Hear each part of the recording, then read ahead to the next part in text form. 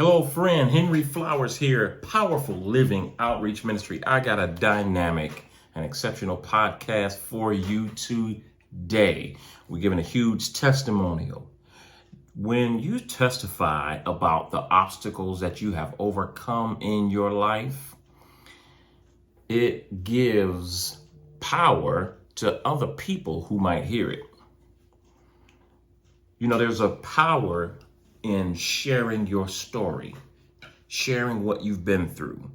I don't know, and I do know a lot of professional speakers, but I don't know a single professional speaker who is successful and is making a powerful impact in the lives of people, and that speaker is not sharing his or her story. You share your story. That's what causes people to see you as someone who has credibility, and you cannot deny the power of stories. You know, those of you who are believers in Jesus Christ, you know, the Bible essentially is a compilation of personal stories. You know, that's what it is, right? It's a compilation of personal stories. How God showed up in the lives of these people, those people at this point in time, that point in time, did this miracle, and all these things that he did is, and many times you'll see in the scriptures, like I know one example where Jesus says he could not do many miracles in his town because of their unbelief. And that simply means that people are a conduit to the power of God. And that's what powerful living is all about. It's about being a vessel through which God's power can show up, and not just for yourself, for others. And so I have a guest with me today who's going to share a powerful story, and it'll illustrate all the things that show up in these empowerment sessions that we talk about. So the date is set. October the 10th of 2023 at 5616 Wolf Pen, Pleasant Hill Road. We're going to have our empowerment session launch date at 7 p.m. We will have guests. I'm going to see about getting some food there at 6. So if you want to come early, it's child-friendly area. So if you're in the Cincinnati area, bring your kids, bring your husbands, bring your wives, bring your kids. Hey, we helping everybody out here. Okay? It's happening. So we're going to be there on that date, and I think the structure that I'm going with is that we'll have empowerment sessions on the first Tuesday of every month, and then every Tuesday after that, because remember, like I said, as long as you got 2 people, I'm coming.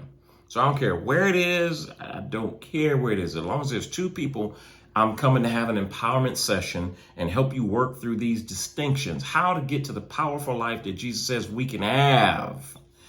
I'm coming, and we're going to have those other Tuesday nights at different locations where people already are, because I'm committed to this. I'm committed to helping people transform their lives and have God's power show up in their lives. And so that's what I think the format is going to be. First Tuesday, we'll have it in the building corporately together as one, and then we'll go to individual sessions in other people's homes or their church buildings or wherever they want to have it. People who want to work through certain distinctions and to gain power in their lives, you call me. Area code is 513-404-7793. Leave a message, text message. I don't know if people even leave voice messages anymore. But can you hand me that water, please? You leave a voice message and let us know, hey, I want to have an empowerment session. I want you to come, give me the details, blah, blah, blah. If you plan to be there on October the 10th of this year, you definitely want to RSVP. That means call us and let us know you plan on being there. Who's coming with you? Let us know so we can have enough food and enough seats. Seating is limited. I got about, I guess, with COVID spacing, get 50 people in there comfortably. And so you want to be mindful of that. But this is how your life gets changed. Like, I think there's enough nominal Christians in the world. There's enough people that say, I believe in Jesus Christ, and that's the greatest extent of the evidence that God is in their life, their confession of faith. That's it. Like if you ask them, tell me your story. If you ask me to tell you my story, this is what I've built my platform on, telling my story. There are times, and I sat back today in prayer, just thinking about the things that I've been through, my testimony, went here, went there, this happened, that happened. You go through my podcasts, I'm sharing my story. These are places and areas where God showed up in my life with power. And it's available for you, and I know you want it. Everybody wants more out of their life.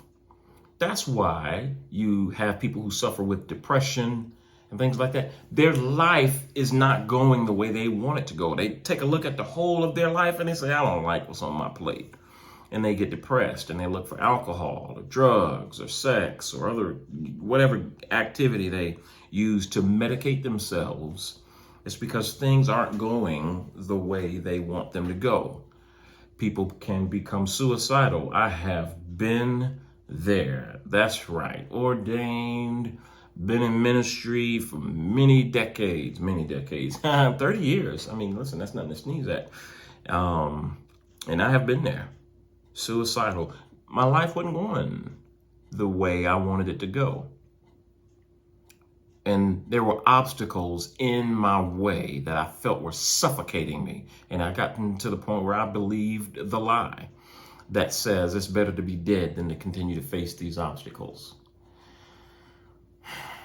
But thanks be to God, I had power show up in my life. And people spoke into my life at a time that I needed it the most and said, hey, listen, we need you here for this reason. For that reason, this is the impact that you've had on my life. And it brought me out. And that's why I'm still here today. And so those things are real. And those are desires that people want in their lives. They want more. They want their lives to go well. You want to have strength in your finances. You want to have peace of mind. You want to be able to endure temptation with a good heart. Right? You want to have loving relationship, friends, family, co-workers, lovers, right? Your spouse, your husband, your wife. You want to have power in those areas. You want to be effective in society, making a difference in somebody's life. You want to have a car that's running and not breaking down every time you get comfortable and thought things was cool. Here comes another breakdown, right? Those are the kind of things that people want in their lives. And Jesus says you can have it, and it's available to you. So I have a guest today, and my guest has chosen to remain anonymous for her own reasons, and that's okay with me. And she wants to share a testimony, things that we worked through in this in this realm of powerful living. And I'm going to allow her to share her testimony. Say hello, guest. Hello. So you and I began to work on a distinction of really, I think to just encapsulate it, there was something that you wanted to accomplish in your life, and the thing that was holding you back. So let's first talk about what it was in your life that you felt like you wanted to accomplish.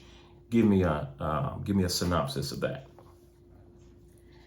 Well, I needed a source of income that I could create from home because I have children with special needs. And so I needed to be able to be available if they needed to go to the doctor or, they were homesick. I needed to be able to work from home. Yeah, because children with special needs have needs, and a lot of needs, and at times that aren't convenient a lot of times. Yes. So you were looking for an opportunity to work from home. Yes. So what did you find? My first option that I explored was medical transcription. I am a pretty good typist, about 75, 80 words per minute. And I love how you just threw it out there. Pretty good. No, I'm pretty good. I can do about 30 corrected words per minute. 75? Go ahead now. That's better than pretty good. I appreciate your modesty. Go ahead. so I thought, okay, I can transcribe files. I've done that in the past. So I set out for a medical transcription online educational program. And I started working on that from home in my free time between, kids going to school and all the other things that I had to do. And then my life got turned upside down, and I wasn't able to focus and finish it in the time that I needed to, because there was a time limit on how long you had. So, because people are going to want to know, when you say your life got turned upside down, is there any details that you can give? Because, a lot of people go through different things. And, I know several times I just shared about how I was suicidal. My life was turned upside down. Divorce turned my life upside down. And when I've shared these things, it helped people to know, number one, wow, I'm not the only one to go through that thing. So can you be a little bit more specific? What turned your life upside down? Well, I was a stay-at-home mom to my kids, and my focus was just taking care of them because, it was difficult for me to work. My husband at the time was the primary breadwinner, and I stayed home with the kids. Well, he decided that he didn't want to be married anymore, and I ended up being forced out of our house and having to go live with my parents. So let's sit with that for a second, and especially for our listeners. 3 kids is one thing. Divorce is something altogether. But facing divorce and being forced out of your home to the point where you have to live with your parents. Now, how old were your parents? My parents are in their 80s. So these are elderly parents. Yes. That you had to go and live with 3 kids with special needs. Yes. Now, y'all sit back and chew on this for a second. Because we know elderly folks, they always are the most patient people in the world. Elderly folks are not set in their ways. That's not what elderly folks are. And, our parents are always loving and warm and welcoming when it comes to us having to come back home. That's never a problem, and don't create any kind of stress for you. Right? Right. Yeah, right. So you had all this stuff going on, and I can imagine what were your thoughts just sitting there? You're facing divorce. You're living with your parents. You had 2 people working together to take care of these kids, and now you got 1. You basically all on your own. Yes. Describe some of your emotions. Well, I was really at a loss. I was saying to myself, how am I going to do this on my own? Can't figure it out, so you can't see your way out of it, right? Lack of vision. Right. What else? And there was so many other things going on at the same time, because shortly after I moved in with my parents' house, we had COVID come. The pandemic. Yes. Yes. Yes. That turned everybody's life upside down. Yes. Yeah. So you got the loss of your marriage, the pandemic, Loss of a spouse helping you with the children. And I can imagine, aging parents in their 80s, they probably wasn't a whole lot of help physically to deal with the kids, let alone patience. So Right. you're probably going through that. Right. What about your income? I had no income. So your husband was the breadwinner, Yes. and you were a stay-at-home mom, so you had no income. I had no income. So you're forced out of the house, and you got nothing. Correct. Yes, that's right. Are you feeling some kind of despair? Well, yes, definitely, I was. And there was, a brief time where, their father would send some child support, but then that stopped. And what came was, minimal. So then that even stopped. So I didn't have any support from him. So he was helping Either. some. So, I mean, three kids, child support. You talking at least, $2,000 a month he's sending for child support, right? Oh, no. Nothing at all like that. Wait, what do you mean nothing at all like that? Like $1,500? Like, I believe it was like about $500 total. just sometimes you just gotta sit with that, And that was for a month. for a month, three boys, child support he was sending for us for some time, a little bit of time. Yes. $500 a month. Yeah, that'll cause all kind of despair and fear and all of these other emotions that you can go through in that situation. So here you are, and that ended up stopping. So you basically got no money, no house, no vision for the future. And what changed? What was the turning point for you? Well, it was a long time, because when we were in COVID, in the pandemic, I was really doing all the things for my parents as well as my kids. I was the one who would go to the grocery store to pick up the groceries, and so they wouldn't have to go out and take the risk and Taking care of your parents and taking care of your kids. yes. Yeah. There was a time when all of us got COVID. My parents had it pretty bad, and so I was taking care of them, as well. They were pretty sick. Thankfully, they didn't have to be hospitalized, and they did recover, but they were sick for a long time. Mm-hmm. So you had all of these things going on, and just for the sake of time, you had all these things going on. Mm-hmm. The pandemic.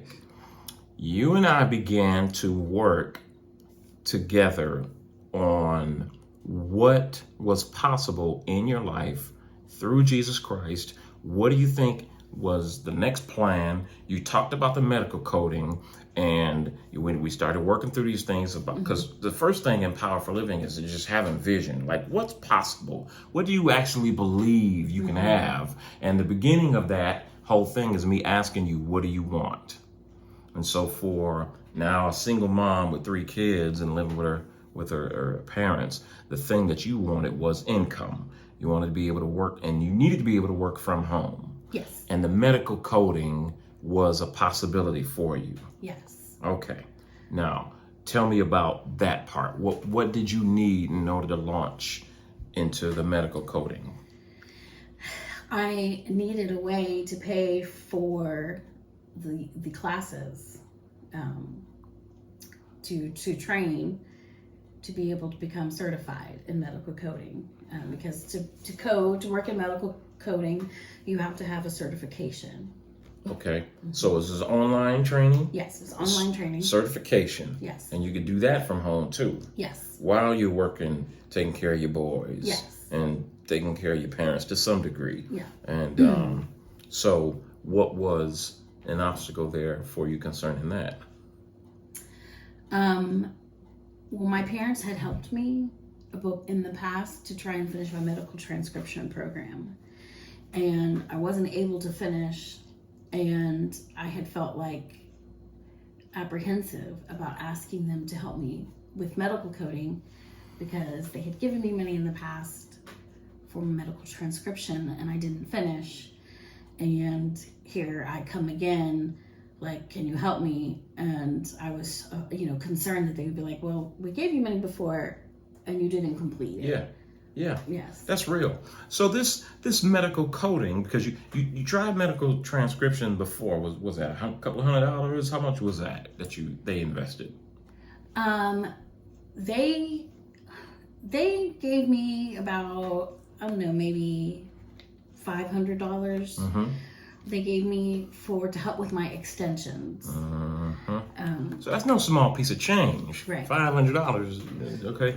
And then so now that didn't work. You think about that in the past and you're like, okay, they helped me before, you didn't finish. Right. And now, see, this is really where a lot of believers and just a lot of people in general though get stuck, because there's things that you've done in the past that cause fear and anxiety. You begin to hear the voice in your head that says, yeah, you failed before, so that means you'll fail again. Yeah, so those are those are the things where the enemy, the Bible says the enemy, his idea is to conquer you, so he wants to get a foothold.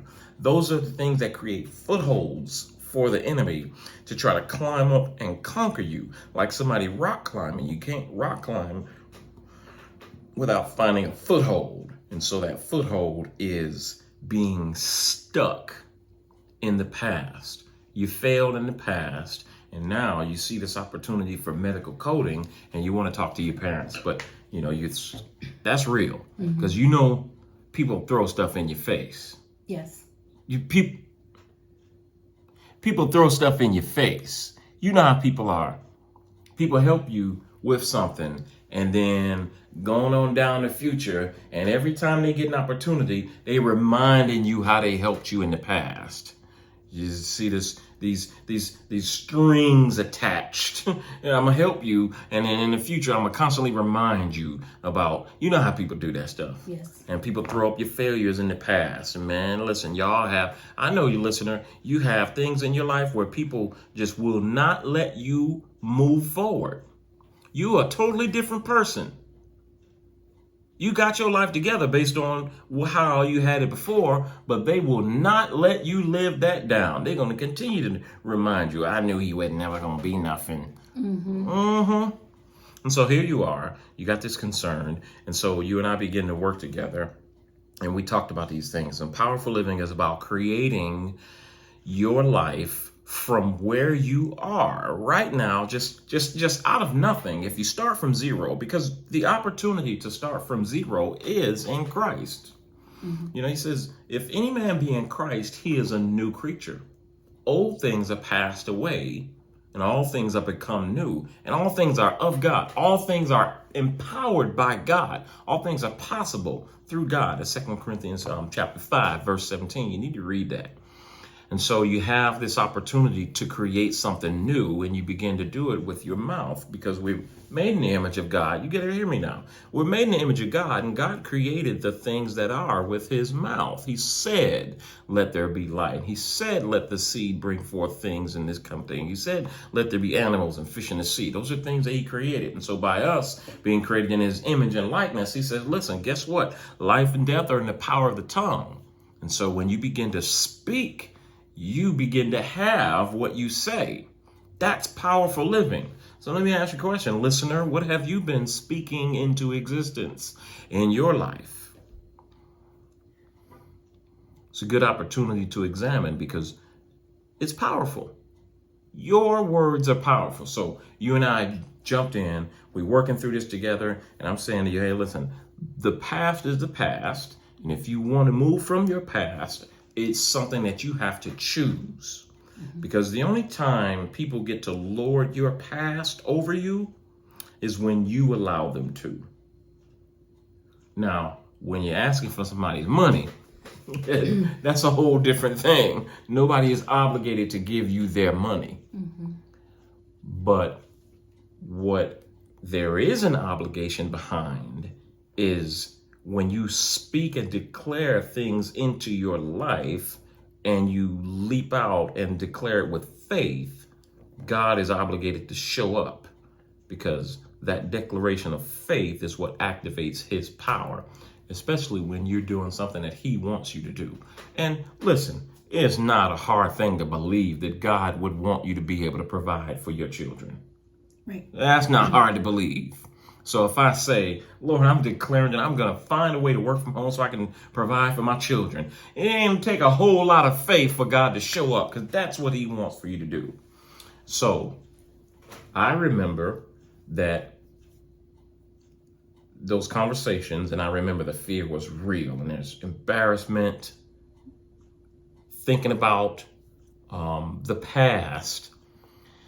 Do you remember when I said to you about being afraid? Because really what you were afraid of was what?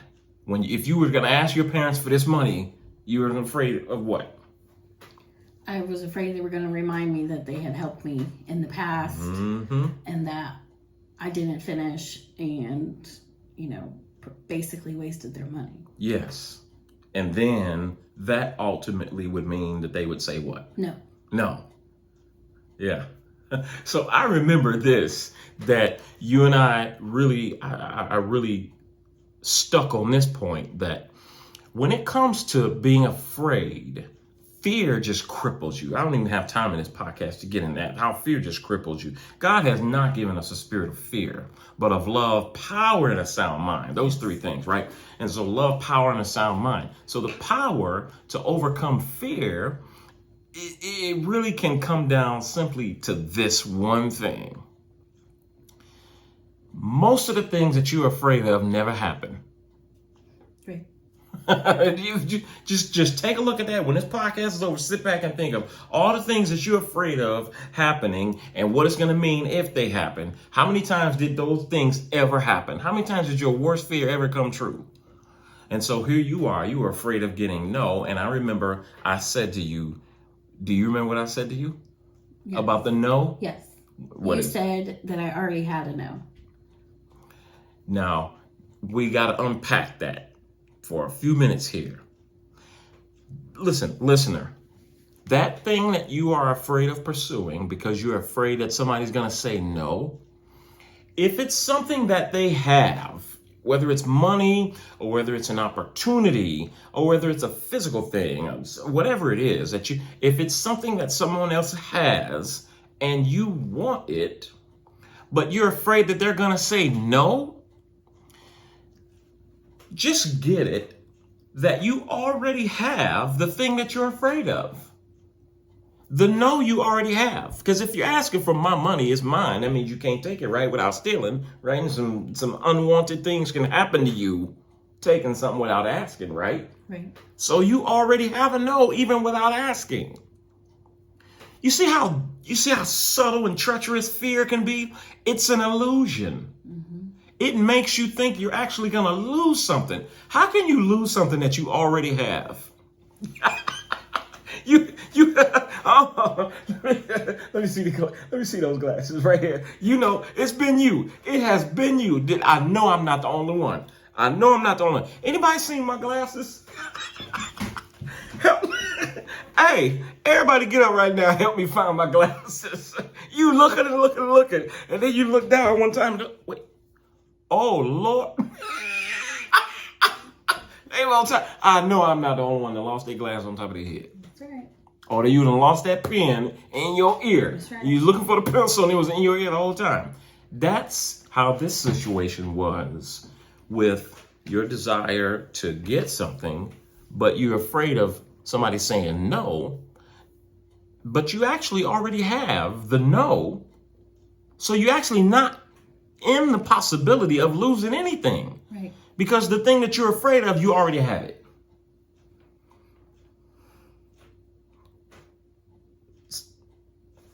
What'd y'all do to me? No, it felt like a Jedi mind trick. I know, right? No, that's how it is. And so once you begin to examine what's actually happening, now you get to dwindle away the power of fear and say, yeah, that's true. I already have it. So the only possibility is, since I already have a no, by not asking, you're never going to get it because it's theirs. So you already have it, and the thing that you're afraid of is the no. Well, guess what? The only thing you have to gain is what? A yes. When did that, tell me how that clicked for you when we went over that distinction about being afraid of getting a no. I'd never thought of it that way before, but it made sense, when you were explaining it to me. So you never had anybody explain that to you? No. If I don't ask, then I'm not going to get it. Yeah. And that's what I'm afraid of. Yeah. Is not getting it. Yeah. And so, like you said, I already had what I was afraid of happening. It was already there. So this can be the difference of taking the emotion out of something, because fear is an emotion, and just logically looking at something, and I'm able to do that. I just have a logical mind. I just able to question and line things out in my mind, and I'm able to take away the emotion. And this is how I can help you work through these distinctions, just like I was helping here my guest work through those distinctions. And a powerful thing happened in her life, and it's available for you. So you really want to be there October the 10th. This year at 7 p.m., if you're in the Cincinnati area, you want to be there for empowerment sessions, because this simple principle that I've shared with my guest here, it's available for you in so many different areas. And just being able to share things with you and give you a perspective that you possibly had never considered, it can unlock so many things in your life. October the 10th, 7 p.m., 5616 Wolf Pen Pleasant Hill Road is going to be our launch date. But contact me, 513-404-7793. Just say, hey, listen, I want to talk to you about the possibility of having an empowerment session. And I told you all I need is 2 people. Just 2. I'm coming. I don't care how far it is. I'm coming. Yeah, that's what's happening. What happened next? You and I developed a plan of what to say, how to start the conversation, and so we developed that plan. A plan and a script. Yes. Did we have a script? Yes, we have a script. And we practiced the script. You practiced the script. Y'all better hear me. Practiced the script. Yeah, okay. Yes. Yeah, you and I practiced the script together, and we set a specific time and date when I was going to do it. That's really important. The practicing, using words and planning the words, it takes away the fear. Most people are nervous before trained speakers, and a lot of speakers are nervous because they don't know how to start. And a lot of the fear can be eliminated if you work on 2 things. Work on how to start and work on how to end. And then a whole lot of the fear goes away, and you just practice it. Practice the beginning and end. Nowadays, when I speak, I don't need to study any of my stories. I really don't. I'm just going to ask the meeting planner, what is it that you want the audience to think, feel, say, or do as a result of hearing me speak? What's the bottom line that you want me to deliver? And then the only thing I'm working on is how I'm going to open and how I'm going to close. And I work on those. I practice my opening and I practice my ending. And so this was your script saying, hey, listen, this is what you're going to say. Nope, don't say that. No, say this. That's a story. Don't explain. That's over-explaining. Right. Keep it simple. Keep it straight to the point. Deliver the value, right? This is Can you share some of the things that you remember from your script? I do remember you saying not to explain the past, not saying, I know you helped me before and I didn't finish. Don't remind them of that. Don't make up that story. That's very good. Yes. Because if you're asking for some money from these people, why would you want to remind them of when you failed in the past? And that whole thing is a lie anyway, whole fail, right? Definitely don't say that. Right. Because it doesn't matter. Mm-hmm. It was because it's why. In the past. You remember what Rafiki said, huh? He hits him upside the head with that coconut. He said, ow, what'd you do that for? And Rafiki says, who cares? It's in the past. I love it. But Simba said, yeah, but it still hurts. See, the past can still hurt if you're stuck, if the pain is still there. So you remember, all right, and then you told me to just present the facts. Keep the emotion out of it. Take away the emotion. And just present facts. Just present the facts. This is what I'm looking for. Yes. This is what it's going to do for me. Yes. In the future. And here's what I'd like you to do. Yes. That's called enrolling someone in the possibilities. It's like, on October the 10th, I want you to be at the empowerment session. And this is what it's going to do for you, possibly help you overcome some barriers and some fears in your life to help you do what? Get to the place where more power can show up in your life. Having money to be able to provide for yourself, that's power. That's power, y'all. Don't believe me? Okay. Spend some time being poor and not having what you need. Yeah. Talk about loss of power. You're going to have a real loss of power. Don't have money to pay your electric bill. And you're going to see a serious loss of power in your life. Because that man going to be right on the side of your house cutting that power off. Yeah. So not being able to provide for yourself, that's not powerful. And God wants better for you. So those are the things that you worked on. What happened next? You set the date, which is powerful. Yes. Set the date. And when the time came, I remember you and I prayed together beforehand. And then I went and I spoke to my parents. Do you feel like you verbatim executed the script? Or did you wing it and just went on your own, and how'd you feel like you did? No, I felt like I executed the script and made the necessary points that I needed to make. I could hear your voice in my head, because we've gone through this multiple times together. Good. And I knew what I needed to say. And then I didn't have to be afraid. Yeah. See, that's the power of coaching, folks. That's the power of coaching. Many people have asked, well, Henry, when are you going to start a church? And, this church is looking for a pastor. Listen, we got churches. There's a bunch of pastors delivering a lot of great sermons on Sunday, right? And just keep doing that. But just understand, sometimes we need more. We need coaching and just this one-on-one opportunity where somebody's working with you one-on-one to master the distinctions that you heard on Sunday. Y'all know there's only certain things that a pastor can do in a 30-minute sermon, or 40 minutes, depending on where you're from. Southern Baptist, hour and a half.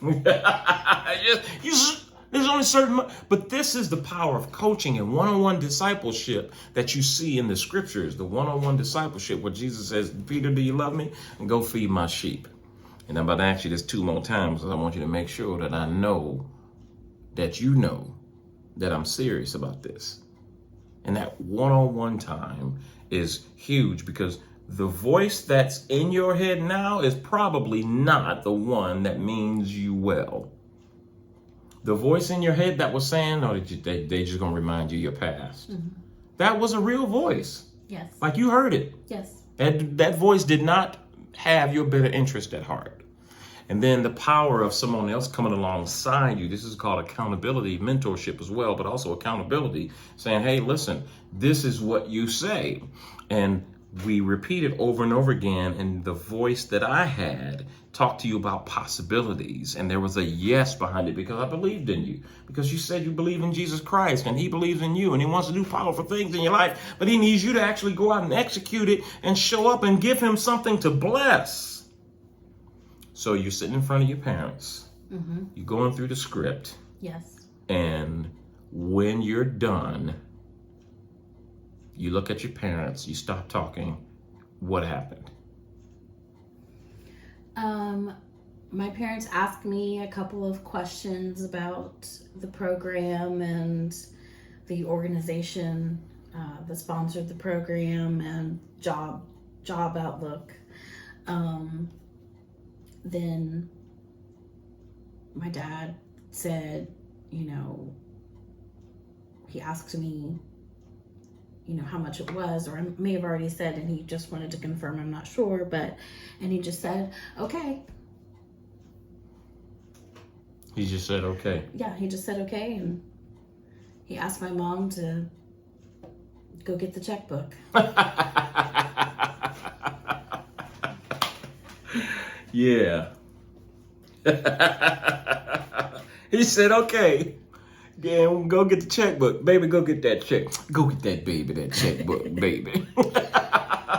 Listen, folks, this is powerful living. And my guest here is not a special person. She's not a superhero. I'm not a superhero. No, there's just certain things that we've learned and that we dare to put it into practice. And that we dare to face the fear and challenge it and push over the obstacle, even if we're scared to death while we're doing it. There's somebody that can work with you and hold you accountable and praying for you and support you and give you the training, give you the words, equip you. This is equipping time that you experience. This is why we call them empowerment sessions on Tuesday nights. And this kind of thing is going to be possible for you. We got so many testimonies like this, where people are overcoming obstacles. And at the end, when they push through the obstacles and they got to the point where they stopped talking and they allowed God to show up, they got an okay. They got a yes. And they got a check. And your life transformed. Yes. And during that conversation, I want to say that none of the negative things that I was worried about were said. The past program that I had been involved in wasn't brought up. Didn't even mention it. No. Didn't even mention it. No. The thing that you were afraid of, that you would, because it would hurt, because it would remind you of that voice that's been telling you a failure. Yes. If they had brought that up, it would have been confirmation that you are a failure. But they didn't even bring it up. No, they didn't bring it up. There was no, well, are you sure you're going to finish this time? Are you really going to be dedicated? There was none of that. Right. None of that at all. Wow. Yeah. And he wrote the check. Yes. So what's the status now?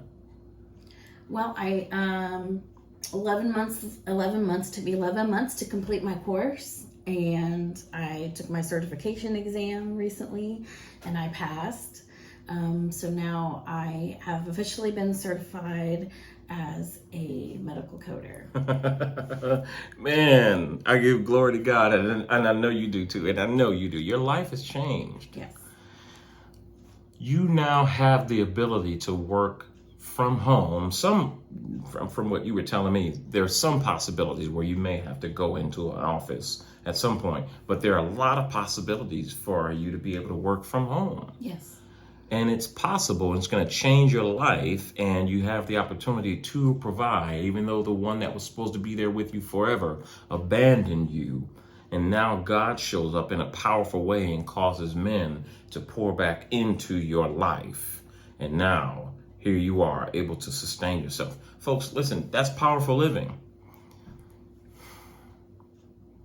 How you feeling about that?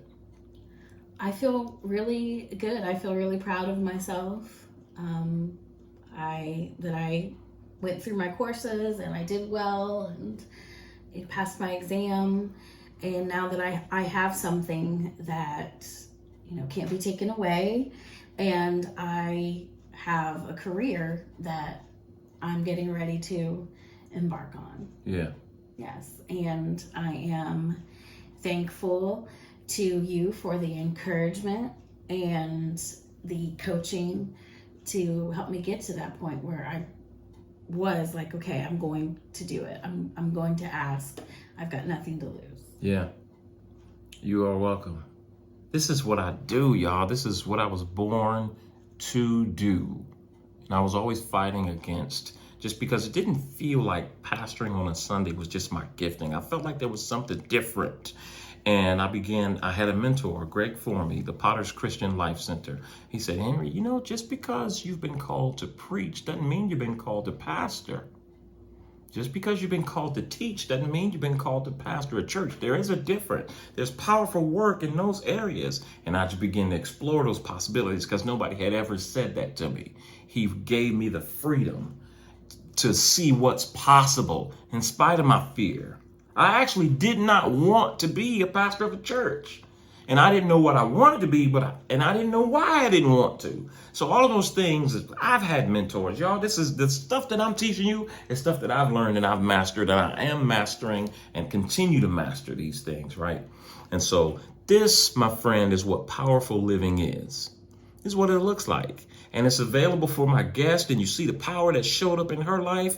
And this is not something, I love what Peter said. Listen, we are not telling you cunningly crafted fables, but we are speaking of the things that we have both seen and heard.